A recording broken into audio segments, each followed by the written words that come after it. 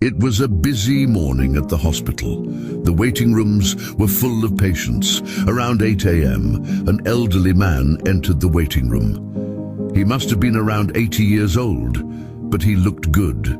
He didn't want to sit down. Instead, he looked at his watch with a visibly worried face. One of the nurses noticed that the man was hanging around tensely, approached him and called him into the examination room. His condition was not critical at all, only the stitches from his thumb had to be removed.